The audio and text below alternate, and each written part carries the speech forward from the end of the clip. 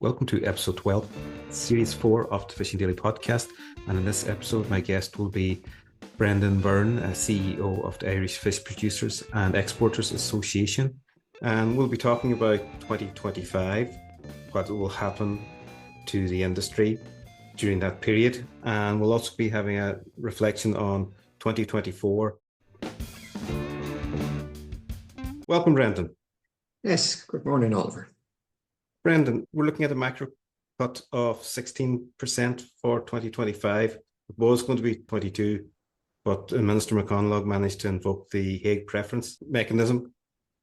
But it's still going to be a devastating year again for the fish processors. No doubt about it. And the very fact that Ireland as a member state had to invoke a Hague Preference for mackerel speaks to the situation we find ourselves in. Through no fault of our own, we have countries such as Norway, the Faroes, and to a lesser extent Iceland, grossly overfishing mackerel stocks, a stock that we depend on solely here in the northwest of Ireland and indeed in the southwest.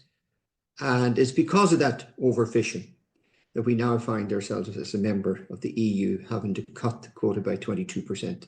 But that was permitted by the EU, that those coastal states overfished constantly for the last 3 years. And as I said, the processing sector and the pelagic end overly depends actually is the word, on mackerel stocks. And we are now in year one of a cut. I would expect this is going to continue because even as we speak, Norway are going to continue to overfish, albeit not by 55%, but by 45%.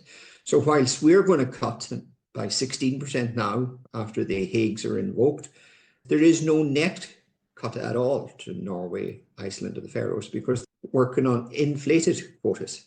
So they're not even going to go back to their 100% quota. They're still going to be overfishing. So the situation is going to spiral out of control in the years ahead to a point that you would be seriously concerned that you could face a reality of a zero catch for mackerel in the years ahead. Well, it is a case of the good boys in the room being punished for the naughty boys. And it's a very unfair outcome. It is an unfair outcome, but it's a reality of how inept Europe have become, European Union as a model. You have Norway grossly overfishing in plain sight of everyone for the last 3 to 4 years. They have full market access to the EU. They solely depend on the EU for a lot of their salmon fishery. They depend on the EU for access for their blue whiting stock, which sustains the salmon fishery. And all that's permitted at a time when they're actively destroying the Irish fishing sector. Yet we're the members of the EU. We're in the club of the European Union. We would expect to have protection and support from that organisation, but it's plainly the case that that is not the situation, nor has it been for the last number of years. Now, whilst Ireland has articulated that view at Commission level and indeed at Council of Minister level through our minister, it's not been listened to. That's the reality of what the European model has become. Yeah, and at the December Council, when the document came out, we see again that the EU is still open to negotiating with Norway and Faroes about access to what they're classifying as European waters, but it's not really EU waters. We all know it's Irish sovereign waters that they're giving them access to, and there's going to be no benefit for the Irish sector.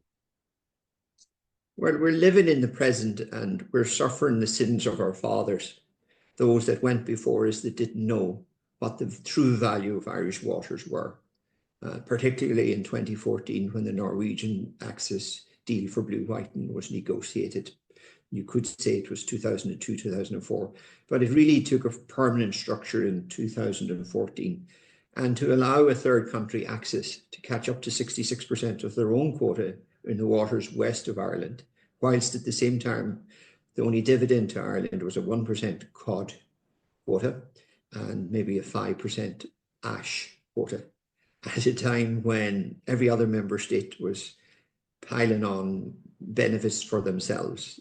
was nonsensical. But that is history, unfortunately, now. But we have to deal with the reality of that. So there has been 30 to 40 years of nonsensical policy pursued by successive governments that did not give a true value to what the waters around Ireland were. Now our industry is suffering, and I've said it previously, and I've said it for the last 4 years, that we are walking ourselves into an unprecedented and unscaled crisis, both in the processing sector and in the catching sector. Unfortunately, I've lived to see that reality. 2024 is the worst year on record for Irish processing. Is 2025 going to be any different on the basis of what we've seen from the December Council, on the basis of what we've seen from scientific advices? No, it's not. And it will not change until we get a recalibration of how the EU treats Ireland, a country that has 12% of the EU water, a country that sustains the fishing industry of at least 9 coastal states, plus 2 third country accesses, which is the United Kingdom, which is a third country, and Norway. Yeah, it's one of those situations where I was with you when yourselves and Patrick McLaughlin visited the processing plants in Killybegs a couple of months ago, and to see all that equipment, all that energy, all that money sitting there idle, it's a terrible situation for the plant owners. And facing into 2025 and knowing that things are not going to be any better, it must be a big strain for everybody in places like Killybegs. It is very challenging because we have, without doubt, in Irish fish processing, the scale to deliver so much better. We have the scope economies to deliver so much better. We have excellent markets developed, and we've huge demand for our product. We have a reputation globally that's second to none. It's excellent. We have first-class quality product, and we have the most modern and most mechanized factories in all of Europe that would put the rest of Europe to shame. We have the best fishing grounds in all of Europe, but we don't have the raw commodity. And then what further exacerbates the problem is that, unfortunately, we have become a state that's no longer friendly to land fish into because of over-interpretation of non-existent regulation. We're now an outlier in Europe. You can land fish into Denmark or France, and there isn't the same set of rules that apply if you try to land pelagic fish into Ireland. And we have seen that. Landings are down 58% over the last 12 months. Production is down 66%.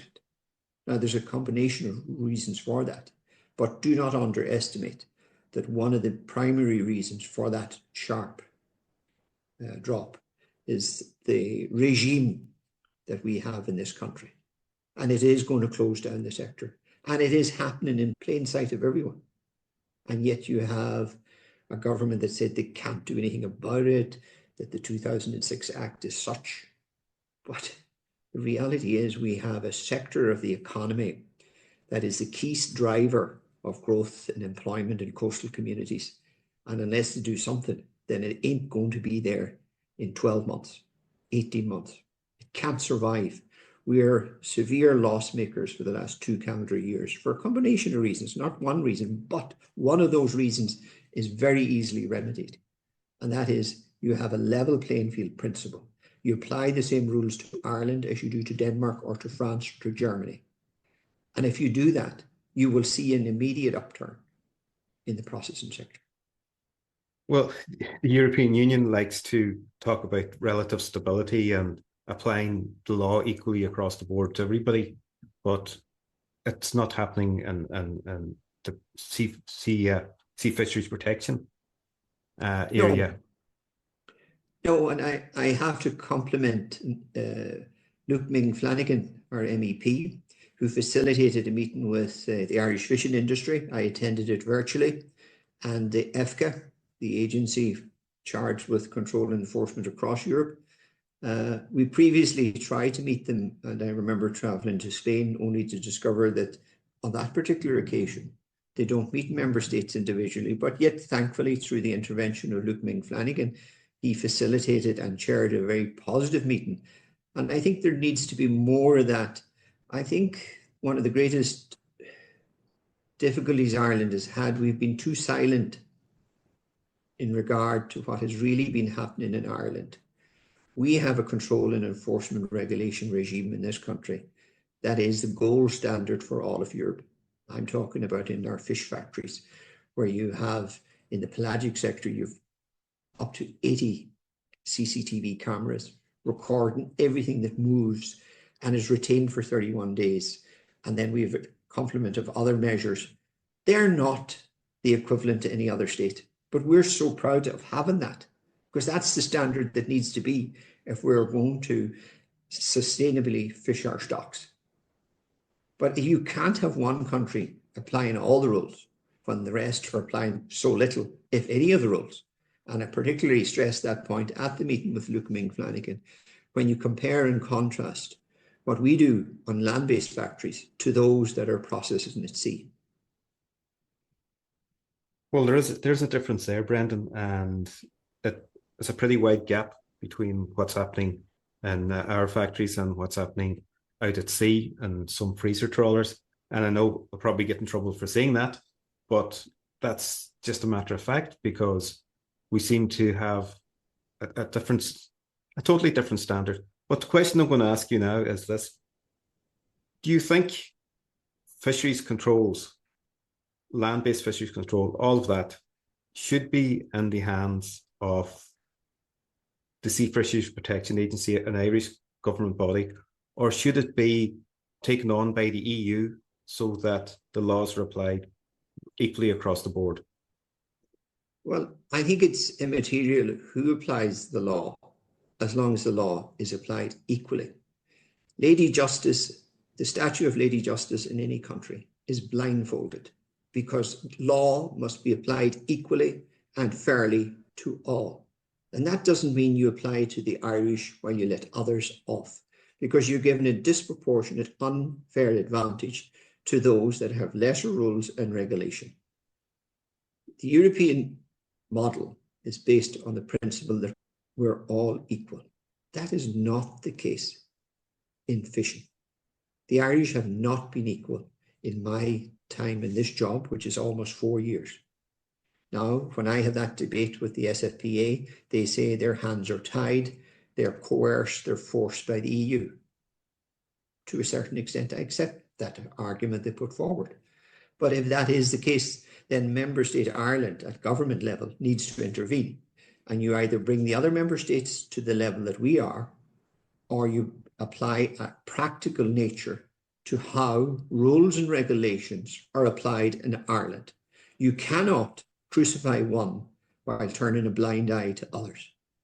That's a very good point. Legislation should be applied equally across the board. Last year, when the Norwegian boats were fishing blue whiting off the Irish coast, there was a constant train of boats from the west coast of Ireland back to Norway.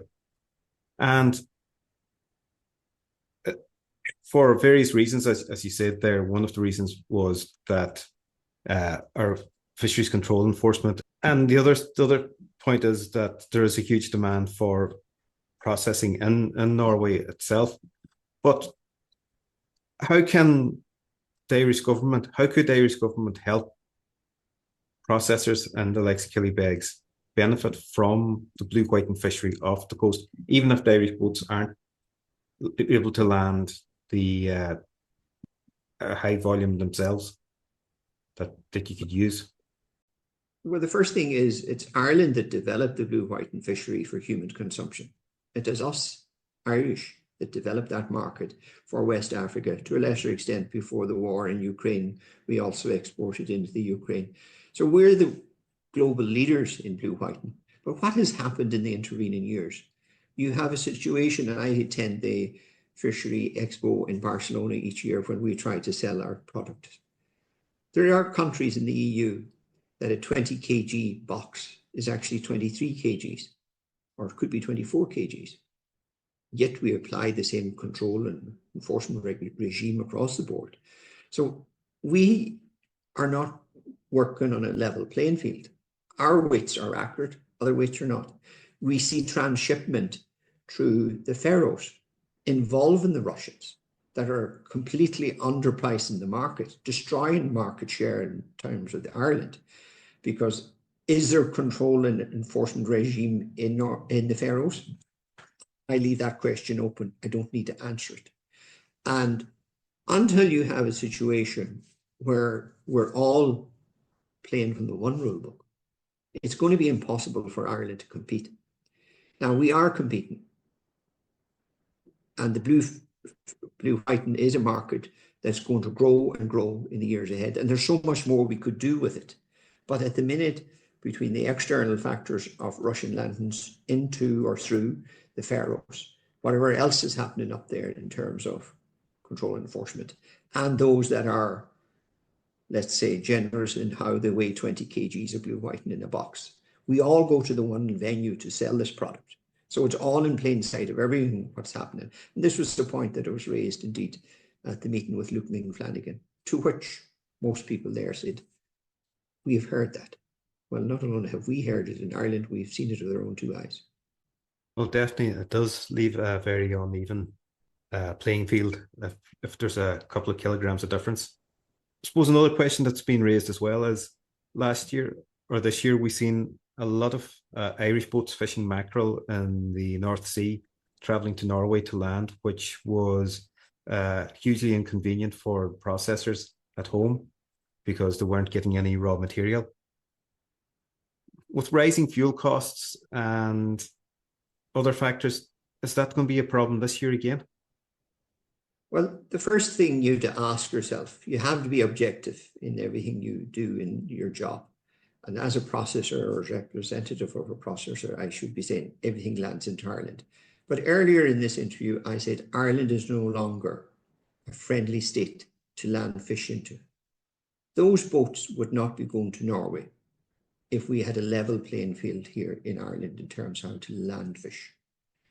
The court service in Donegal is jammed with masters of vessels in court because of an application of sample weight and weight extrapolation and being outside of a hail. So what is a hail? A hail is a guesstimate at best of what you have. There's no numerical benefit in getting it right or wrong. It's a guess.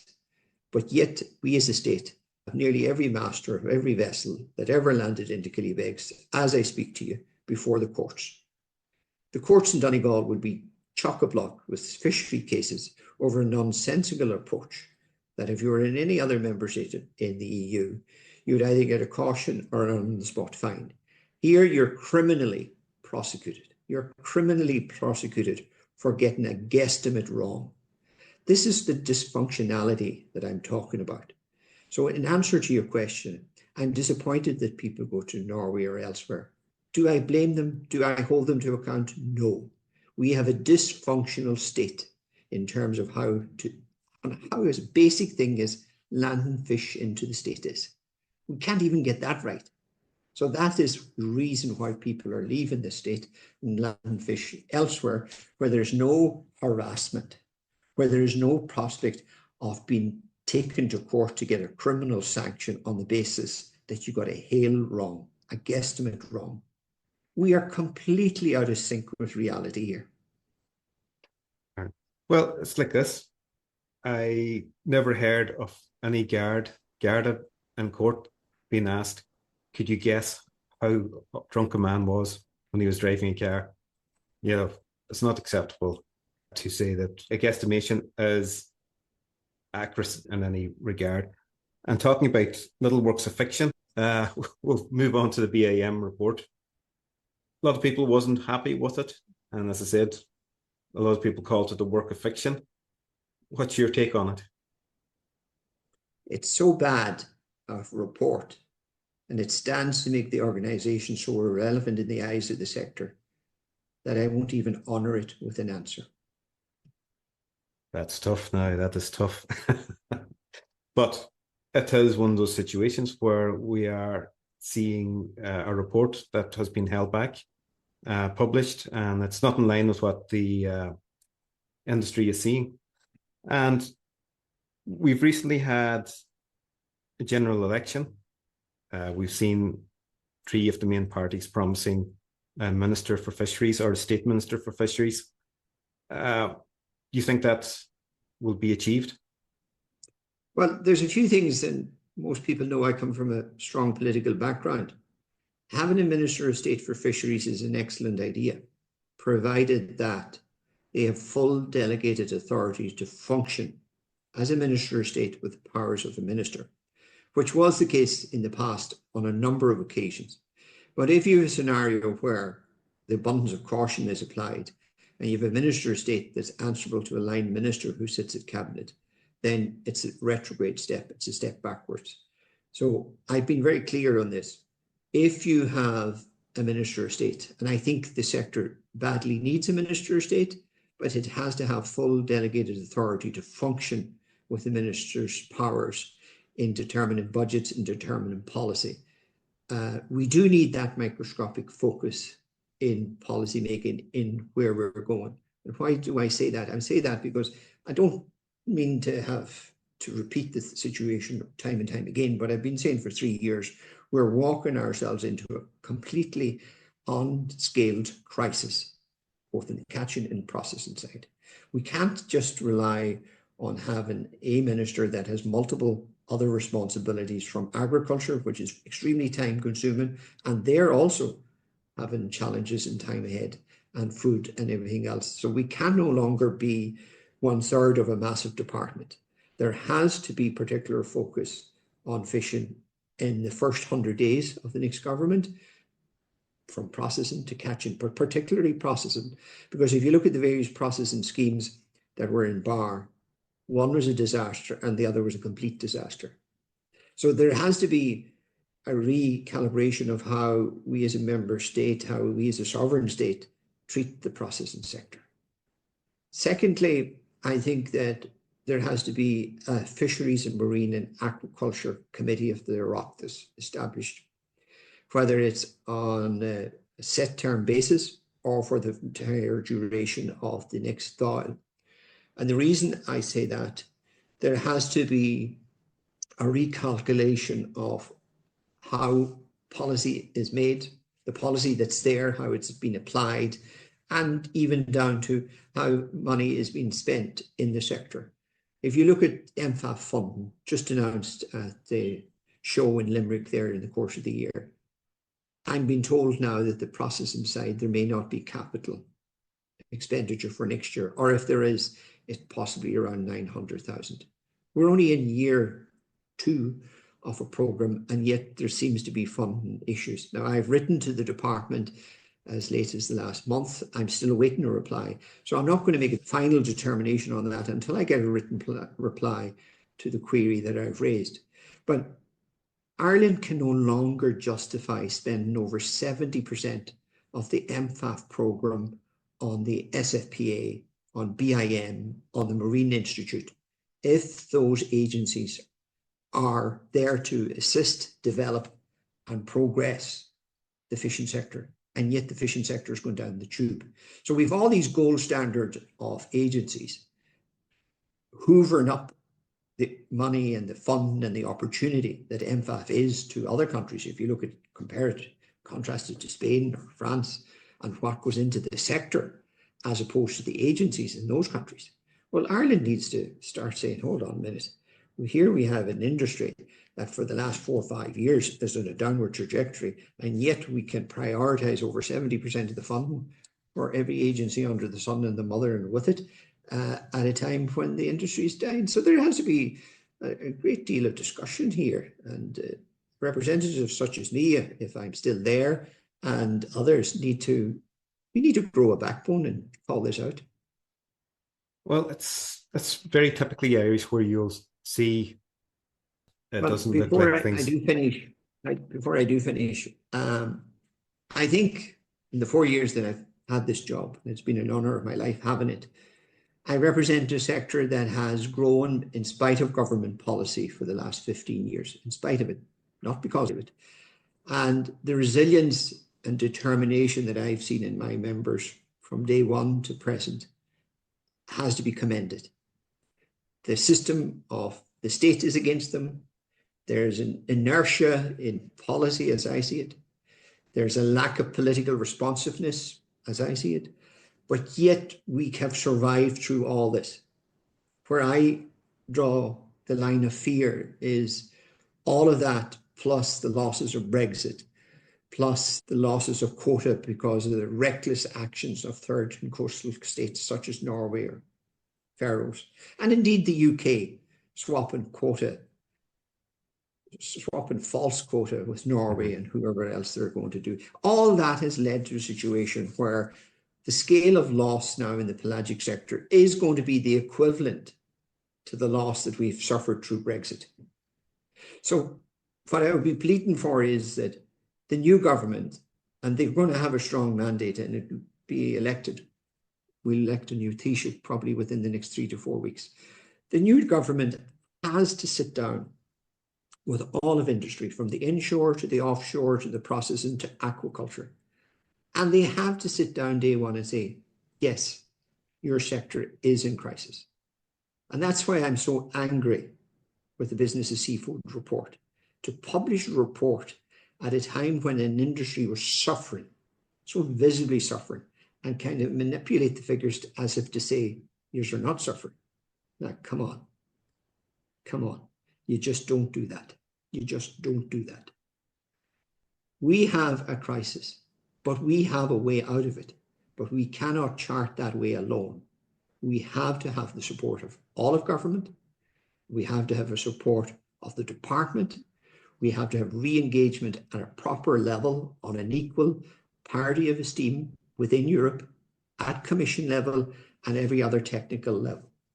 We have to trade on a level playing field. We cannot be the only ones playing by all the rules. And we're proud of that we are now a gold standard in terms of all the control and enforcement levels. But we cannot be the only one at the European level that's playing at that level. So there's a lot that can be done, and there's a lot that needs to be done. Now is the time to go and do it. Well, that's the message, and it's a strong message from Brendan, and would like to thank you for joining us again. Thanks.